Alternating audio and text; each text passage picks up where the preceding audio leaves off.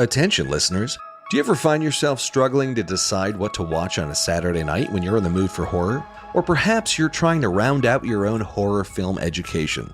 In either case, I'm sure you'll be able to make some great discoveries in my 10 by 10 horror watch list, featuring a breakdown of the 10 favorite horror movies from 10 renowned horror directors. We did a deep dive of the favorite horror movies from directors including Guillermo del Toro, Ari Aster, Jordan Peele, Quentin Tarantino, James Gunn, Rob Zombie, Martin Scorsese, and many, many more. Here you'll find a collection of each director's favorite horror movies, along with quotes about what they appreciated about the films, all in an easy-to-reference PDF that you can download absolutely free. Featuring a mix of well-worn classics and deep cuts, hopefully you'll discover some overlooked gems and look at old classics through new lenses. Download the 10 by 10 horror watch list for free by visiting nicktaylor.com/horror guide. That's nicktaylor.com/horror guide.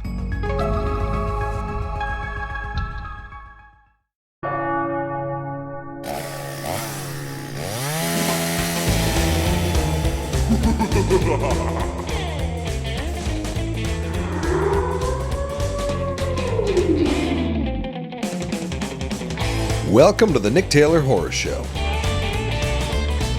Kane Senes and Hannah Barlow are the director duo behind Sissy, an Australian slasher comedy about bullying, social media, and the processing of trauma.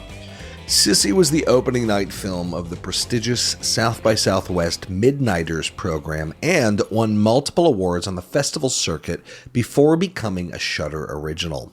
Prior to Sissy, Kane directed Echoes of War in 2015 and then For Sure in 2019, which he co-directed with Hannah, which was her directorial debut. Sissy is now streaming on Shudder, so check it out. Without further ado, here are director team Kane Senes and Hannah Barlow, directors of Sissy. Hannah, Kane, good to see you both. How's it going? Good to see you too. Yeah, nice to be on your show. Thank you. So what, first of all, brings you both to the south of France right now? Well, we've been doing a film festival tour since we started at South by in March earlier this year, and Kane did a French exchange when he was 16. That's paid off. Yeah, I made friends while I stayed with my French family, and we stayed in touch all these years. Nice. Which goes to show you why it's important to stay in touch with your childhood friends.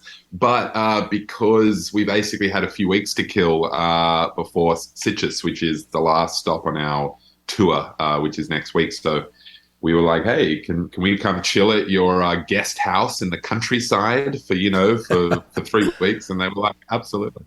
Oh, that's awesome. So you're still on the festival tour with Sissy? Yeah. It keeps going apparently until like mid-November. Oh, wow. Well, because, even though it's out now on Shudder in the States, Europe, Canada, the UK, and Ireland and Canada, but nowhere else. So like we're about to go play in Spain at Sitges, so it's not out in Spain yet, so you can still play festivals. Oh, cool. So I heard Sitges is a lot of fun. You're going to have a blast.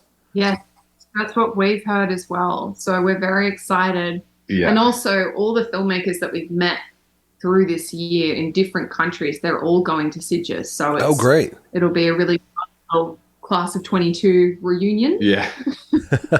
all the kind of horror filmmakers of this year on the festival circuit. I feel like it'll be like a kind of greatest hits up in Sitges. Oh, that's awesome. Yeah, it's a tight-knit group, and it doesn't have that competitive vibe between them. Like, everybody seems communal, and they want everybody else to succeed. I mean, it's a very tight-knit group, the horror filmmaking crowd.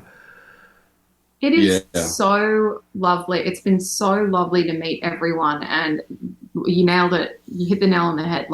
It's inclusive, it's celebratory, people are excited for each other, and that's just, It's very different, and this is our first horror film or our first genre film, really. I mean, so you know, like it's our first taste of kind of playing festivals that aren't just broad festivals, Yeah. that actually are kind of genre specific, and it's just like that circuit itself has just been so welcoming, and like the programmers all talk to each other. So you arrive at a festival and they go, you know, I saw your film because I got a screener from that festival or whatever. Like they all try to help each other make their festivals as cool as possible. And I enjoy that irony because, you know, we're making and programming really nasty content, but everybody's so lovely and joyous. Yeah. Well, I think you have to be. Well, no, there's a lot of theories about that. There's one theory that says that horror fans are typically have higher IQs. And they're typically smarter. Another one says that typically they are people who are confrontational about elements of life that are less flattering and less, bright and joyous. They're confrontational about things like death.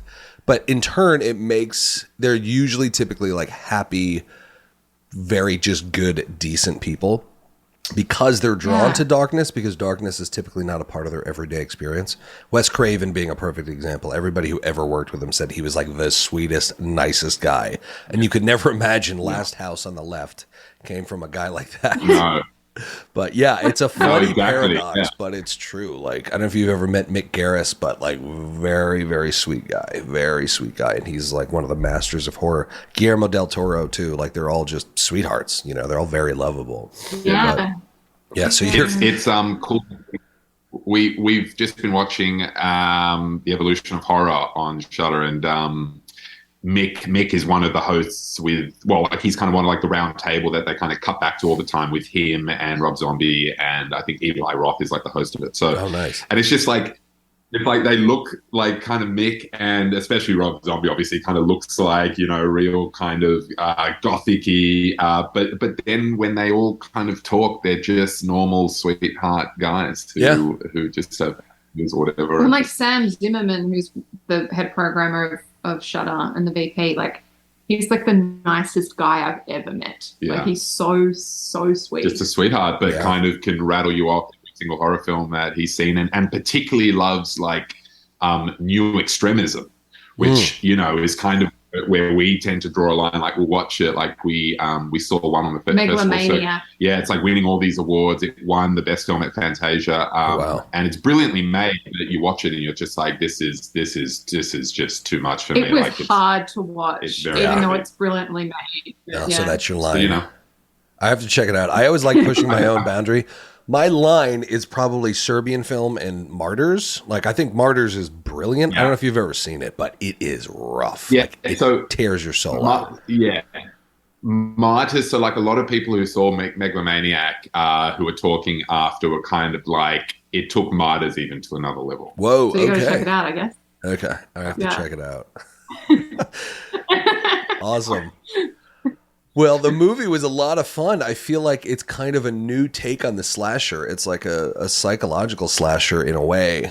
And I've read some of your previous interviews, and it sounds like it was kind of, in terms of inspiration, a perfect storm of these kind of Instagram influencers who pretend to be experts on certain things, and then people put their own mental health, you know, into the hands of these people who just really know next to nothing. And yeah, I looked into that person that you'd cited, Belle Gibson, who had for those of you listening who haven't heard, this is an Instagram influencer who claimed to have a brain tumor and that she had 3 months to live. And then she said that she was essentially going to go on this very healthy diet, and her followers followed her throughout the course of a few months, claiming that she went into remission from this very healthy diet, and she sold cookbooks and, you know, digital products. It turns out she never had cancer. So yeah, there's a lot of those, and it's kind of scary, you know. And I feel like nobody has covered that yet. So can you talk about some of the influences that went into the film? Yeah, definitely Belle Gibson. I mean, she was fascinating, and watching her getting skewered by the Australian media was not only fun, which is a terrible thing to say. Well, you don't wish it on anybody, but it was fascinating watching to watch. Her lie. Fascinating. You should look up on YouTube if you're interested. It was definitely something that we kind of watched on repeat, but the 60 Minutes, so 60 Minutes is like a current affair. It's like our kind of most kind of we got one. Prestigious kind of interview type of show. And she's wearing this like pink turtleneck sweater to sort of hide the blushing. Yeah, it's a strategy to hide blushing. Oh, or your like neck hives that you get when you lie.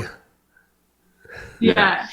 And they're just grilling her. And I think what is fascinating is not just someone who can, in good conscience, do that, but then sit on a national talk show like that and just you can see them try to get out of every single way of claiming any responsibility whatsoever. And that notion was a big influence for us. And it was also at the time of Trump being elected. And so it was kind of like, wow, what's going on? Like the people at the biggest levels of influence in our society are acting like kids and just not claiming anything. Well, and the psychopathy, just us watching it as entertainment and how we digest it societally around the world is also fascinating as well. And how did we put these people up? Like, we've proselytized them as well. Like, we're responsible for them being in these positions. And the same thing is happening, you know, on a smaller scale, but a global scale with social media, with TikTok and Instagram. Well, that's how they're getting there. Right. Yeah. Through the influence of those platforms, which didn't exist before. So it's a whole new world, you know? Yeah. So who are we allowing ourselves to be influenced by? Who are we putting up on the pedestal and then taking off the pedestal? And what's our relationship with our own mental health? What are we putting out there? What filters are we also engaging with? You know, we're only portraying certain aspects of our personalities or lives, and how is that contributing to the downfall of a whole generation's worth of mental health? Like, millennials and Gen Z, the suicide rates have never been higher. So why? And well, this is the first generation now, Gen Z, that is born with it. Right. Where like my parents and stuff would say to me, like, I remember a world before the internet, and now my version is like, I remember a world before social media. Yeah. And that's what starts to make you feel like you're older again. That's what was kind of like a tricky thing with us, because we would talk about this a lot. We didn't want to denigrate the idea of seeking mental help. Like, that's super important, and we do therapy. We're very open about that, and we love to, hey, if there's someone that you can pay to sit down and work out your issues for you so you don't have to, it's like, sign me up. But, you know, it's just more about being careful about who you prescribe to, because someone can obviously look to seem like they're all about mental health and all this good stuff, but possibly have ulterior motives, i.e. their own self-esteem, their own ego, wanting to get likes, hits, be somebody in the world, which is obviously the wrong reason to want to help somebody. But it's tricky. It's a bit of a minefield, because how do you know who is doing the good work and who's not? Yeah. Yeah. And then, I mean, what made me laugh in the movie was her selling her like fair trade rope that she would put around herself to form like a boundary circle. Is that based on truth? Because that's the silliest thing I've ever seen. Yeah. Behavioral therapy. Well, yeah. I mean, Eli Roth said that he usually makes movies about things that scare him. And I almost said Cannibal Holocaust. What was his... Green Inferno, he said, was basically about an entire generation of kind of slacktivism people on social media who are posting about causes, but they're not actually doing anything about it. They're not getting out and protesting and stuff like that. And that translated into Green Inferno, which I thought was great. And not enough people see it or talk about it, but it was excellent. But the idea that you channel a fear, like a real societal fear, into horror, I mean, that's what the genre is here for, basically. Yeah. Well, and I mean, even if you look at like Cabin Fever, like, I mean, I guess he's always been interested in that idea of like us being infected by an ideology or something. Like Cabin Fever, it's a little more, it's like some kind of plague, some disease, and in Green Inferno, it's cannibals, you know. But it's still that idea of kind of cultivism, and I guess in that sense, it's almost more like they represent the natural world, and these are these intruders. You know, it's kind of like what he does with Hostel in a way, about being like about kind of xenophobia and like kind of like Americanism on Europe and stuff like that. Yeah, he's always doing these big concept films, I think, that talk about kind of I don't know, our entitlement or something in the West. You know. Mm-hmm. Yeah, I mean, horror has always been the best genre for exploring those kind of things. You know, and I feel like that's exactly what you guys did with this movie. So how did the film itself come about? I mean, after you had written after you'd written it, developed it, how did you guys get to finally make it? I knew our producer, Lisa Shaughnessy, in Australia. I used to actually be an office intern during my undergrad at university at a film production company. Hugh Jackman's. Which was actually Hugh Jackman's film production company, Seed, which was based in Sydney at the time. I think he was working on one of the X-Men movies, maybe Wolverine, I don't know. Anyway, and so that's where I met her. And so years later, we had this script, and I just kind of sent it to her, and it kind of went from there. We basically kind of met up. She kind of had this investor in Canberra and said, "Listen, if this movie can be set in Canberra, which is our kind of our DC, you know, it's our national territory." Not quite a kind of state in itself, but it's within our state of New South Wales. And it is a state. Well, it's a state, but it's a territory. The ACT, the Australian Capital Territory. Yeah. Okay, it's considered a state. Okay. Don't knock Canberra. I'm not knocking Canberra. I love it. I really, making the movie there really opened my eyes to, because basically it's a city, but it's also got kind of rural stuff and like all the things that we needed, like a cliffside and like the topography was pine forest. Wonderful for us to work with, because you can go 15 minutes anywhere and there's a city and then there's like the country, and we could be in like the forest, you know, during the day, and then in the nightclub at night, and so we basically were like, yeah, we can make it there. And it was as simple as kind of her bringing on John de Margheriti, who was our Canberra-based producer, and with the help of kind of like Screen Canberra, which is a government agency, a funding body, which I know doesn't exist in the States, but that was one of the reasons why we were living in LA at the time, and we wanted to move home to make the film, because we were like, we need to take advantage of government film funding, basically. Yeah. And as soon as we got home, we started to write Sissy. So the whole kind of thing for us was our first time making an Australian movie and using kind of government funding. So basically it was a combination of kind of script to one producer and funding from another producer. And then the pandemic kind of hit. And I think for our producers, it kind of took our project more to the top of the pile. Like they'd been developing things for a couple of years that they were going to make next, but they were kind of bigger budget things and involved street scenes and lots of extras. And our script suddenly was a lot more contained. And so we kind of, from the point of handing over the script to essentially shooting was like maybe a year. Less than a year. Like it just went very quickly. Yeah. And we developed the scripts. We developed the script at the time with our producers, and but we wrote the script completely on spec. Like Trump was inaugurated and we were like, bye LA, we're not staying around for this period because it just looks a bit scary. And we were right.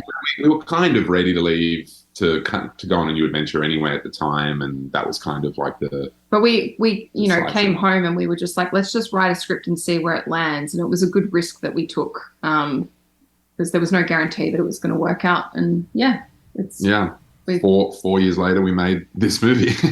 Very cool. The movie has a really, or actually, I'll back up a little bit. The tone of the movie has a surrealism to it, and there are moments where a lot of the cast, a lot of the characters, and I said this to Holly, my fiance. I was like, God, a lot of these characters act kind of annoying. She goes, well, yeah, it's about social media, and people on social media are always smiling. They're always fake. They're always annoying. And I just went, oh, light bulb. That is kind of governing the tone of the movie. It's almost like everybody's putting their best face forward and like intentionally creating that false identity that we see on social media. So was that that must have been intentional, right?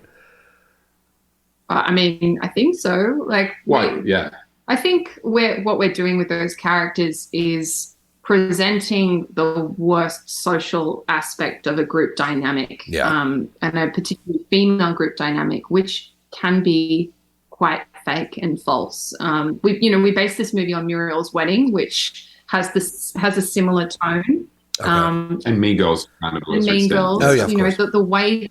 The psychological way that women torture each other is often through niceties and gaslighting and exclusion. And I think all of that stuff is prevalent through social media, because we are all bullshitting and lying to each other that everything's Right. fine and it's an amazing thing that happened to me, and isn't my life great? I'm living my best life. Like, that's really toxic behavior, and we're all encouraging it, and participating in it. And I think it's also really a movie about kind of toxic friendships, kind of across the board. Like, I mean, the obvious one being Sissy and Emma, but also in some ways Emma and Alex, in some ways some of those other friends. It doesn't feel like any of them really, are best friends. Although maybe there's pairings. There's kind of like there's Tracy and Jamie, who are kind of like the kind of Tweedledee and Tweedledum in a way of the group. But there's definitely like these pairings, and obviously Emma and Fran, her fiance. But in general, it feels like kind of when you have those groups of friends where maybe you stick together because you've known each other since you were kids, but you kind of move in different directions and things like that. But you feel like, you still have to come together and do these kind of life moment things together. Right. There's little things like that I think our actors are probably all kind of playing into, or those kind of discussions we have maybe a little more in pre-production when we're doing the read-throughs and just about those relationships. But yeah, toxic friendships, I think we all have them. And also the worship of reality TV. Yeah. Which yeah, is I noticed that. Millennials and Gen Z, like Love Island and The Bachelor, and that's all influencing us in a very terrible way as well, where we'd rather sit down and watch a toxic show about people being toxic to each other than actually engage and connect. Yep. Yeah. And Cecilia's trying to engage and connect. Oh, yeah. But she can't break that wall. Yeah. Because we'd rather sit around and judge other people than actually be vulnerable with each other. Yeah. Which is also a very Australian. In Australia, there's a thing called tall poppy syndrome, which is we would rather everybody stay the same height, like we're all the same height as poppies, and if there's a taller poppy, we cut them down, and so that's kind of tonally in there as well, like we're pointing it. It's a very competitive, it's like an oddly competitive thing that goes on in Australia, which even... No one's allowed to shine or be proud of themselves. Whoa. Whereas I would say in like America that success is something that is admired and looked up to, whereas in a way encouraged, which I think is why the country became in the first place so big and strong and wealthy and stuff. There was this kind of the American dream, right? Well, a pioneering spirit. And I think in Australia, as much as I love it, one of the things that I dislike is this competitiveness that does kind of exist, sometimes in a very subtle way, amongst a lot of friendships. Yeah.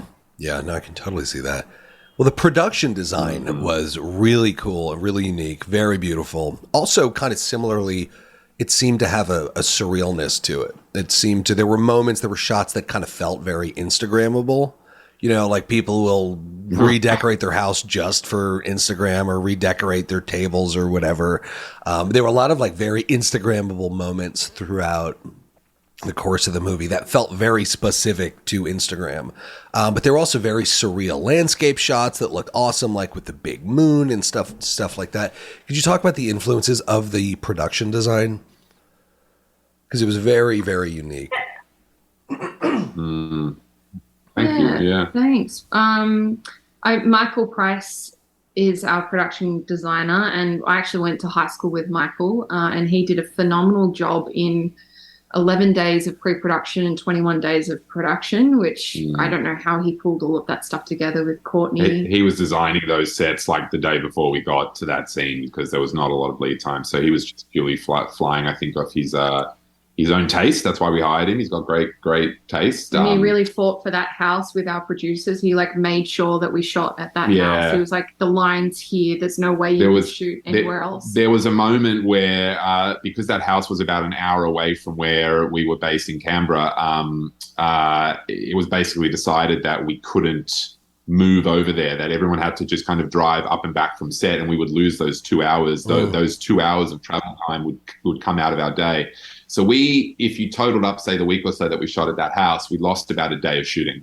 But Michael was actually the one who fought for it and said, if you just go to a more generic house, then it's totally kind of lost this, which we agreed with. And it was a beautiful house, but it wasn't this architectural kind of design marvel that jutted out of a hillside. Like, there was something quite unique about that house. And So he really fought for it, and I think that's all you can really ask for at the end of the day of your production designer, and is really to fight for the things, because as a director you're getting hit from so many angles that you really expect your kind of heads of department to fight for what they believe in. And he was in the trenches with us. Thank God he did, But the whole sparkly aesthetic and the color and all of that, a lot of it was influenced by Muriel's Wedding, which I don't know if you've seen Muriel's Wedding. No, I've heard of it. Kind of karaoke.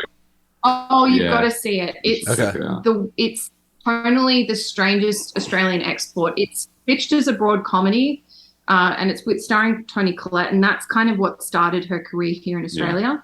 But it's really, really dark and sadistic. It's not a genre film, but in many ways it kind of became our main influence in a sense, or like our North Star, because it was always pitched as like a comedy growing up, and you watch it and you're like, this movie's really fucked up. It's really dark. Like, it's really dark. And like, her mum sticks her head in the oven and kills herself. Hey, but anyway, don't spoil anything. I'm saying, like, there are horror elements that make it strange, but But yeah, it's well, I think that's what's so great about the movie. Like, you don't know what's going to happen. It's so dark. But yeah, it's not necessarily something we pulled from one film. I mean, we've always been a fan of like Miranda July's movies, like a lot of these filmmakers that kind of that aren't necessarily in like the horror genre, but that are doing these kind of creative little flourishes from time to time, you know? Whimsical. Yeah, I mean, Baz Luhrmann is obviously probably the most famous case in Australia, and his films are on like an operatic scale, but there's all these kind of little flourishes that happen all throughout. I mean, he's probably more on like the epic side of doing that, you know. Whereas I think with this one, it wasn't necessarily something that I think we said we want to make a film that is kind of like glitter meets gore or something like that. It's just that as you develop the story, you start realizing like so much of this movie kind of comes from this time capsule when she was kid, when they were kids. And the glitter and the nail polish and all the stuff that goes in there, and it would just make a lot of sense to represent that in the film somehow, because it is a point of view story, and we are the film is named after the lead character, and so it's like you're seeing the world through her perspective, you know. And while you can't necessarily have the camera like be her eyes, like in something like, I don't know, what's that movie, Hardcore Henry or whatever? Yeah, not that kind of point of view, but like shot in a classical way, but as internal as we can get. And I think because she's delusional and she's still living, she's stunted at the age that trauma happened to her when she was a kid. That's what often happens when you suffer a traumatic incident as a child, is that you're kind of stunted in that age in many ways. And so I think a lot of that kind of stuff came from that. Yeah. And our editor, Margie Hoy, was fantastic. She would kind of, she brought a lot of that kind of glitter effect. Like, she popped on that paper moon. Yeah. We came into the edit room one morning and she was like, what do you think about this? And the paper moon pops on and we're like, oh God. Yeah. And then the like how long the glitter rain comes down over the house and we were like, where is this going? And then we sat with it for a day and we were like, that's genius. Yes, the time capsules expand. Yeah. You know? Oh, yeah. Okay. It all makes sense. Yeah. That's awesome. Yeah. We really just thought Margie kind of had been in there all night and was losing her mind. But then when you sat with it a little longer, it kind of makes sense. Because she really encouraged us to think of it as more than just the horror elements. She was like, this is really a coming of age or like a regressing to a certain age story, and be brave and bold and the glittery whimsy, cracked whimsy of it all. And that's a big reason why we kind of hired Margie, because, you know, like, she doesn't come from a genre background. She edits human drama and sweet kind of intimate stories and coming of age things. And we always felt like if we can bring the genre references, but if she can really help us out with making this a human drama. Oh, that's smart. So it doesn't feel like every other horror movie in the edit. Yeah. Right. Smart. Sometimes a lot of that's in the edit, you know, and the way it's shot too. Yeah. Well, it looks fantastic, and all you listeners, definitely check it out. Sissy is streaming on Shudder right now, and thank you both. This was a lot of fun. Before we wrap up, any parting advice or wisdom for those aspiring horror filmmakers out there? You don't have to go to film school. It always helps to find a creative soulmate if you don't know what you're doing. I think I found that in Kane. We started collaborating about 6 years ago, and now we're here with our film on Shudder. So there are so many ways to approach a filmmaking career, and I think the best advice was from Mark and Jay Duplass, which is just go ahead and do it. Yeah, the cavalry isn't coming. Yes. That whole speech Mark gave at South by a few years back. There's no reason for you not to do it. We have technology, so just start, and then eventually you'll carve a path for yourself in a very treacherous or just difficult industry. And just finish the thing you start. You might feel like it's the biggest piece of shit, but you'll never actually objectively have the answer on that until you finish it. And even if you leave it on the hard drive there, walk away for a month and come back to it, show it to some friends. It's the self-judgment thing that often gets in the way, I think, of a lot of that. And it happens to us on everything, I remember being in the edit, being like, what have we done? And then feeling like we didn't kind of do the script justice or whatever. And then you look back and go, but so much of that wasn't in the script. So much of that stuff that you're referencing wasn't in the script. It was found in the filmmaking process. So you never really know what you have until you just at least get to the end of it, for better or worse, and learn from the finished product. Wow, that's golden. Thank you both. This was really great. And congrats on the film. Thank you. Thanks, Nick. Thanks for having us.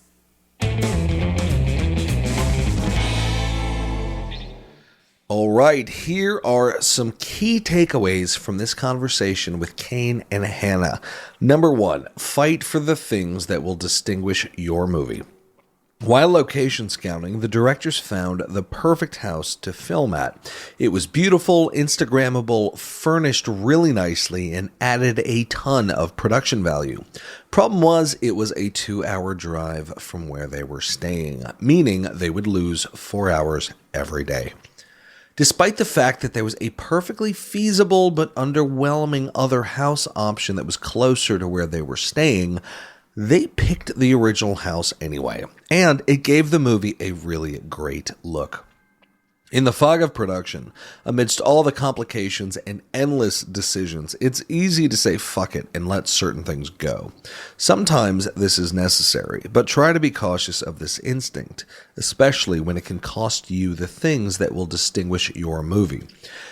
If you see Sissy, you'll see that the house is very unique, and it gave the movie an entire new level of production value. If you get these rare opportunities, consider taking them. They always cost something, though, so make sure it's worth it. Number 2, channel real fear and anxiety into your movie.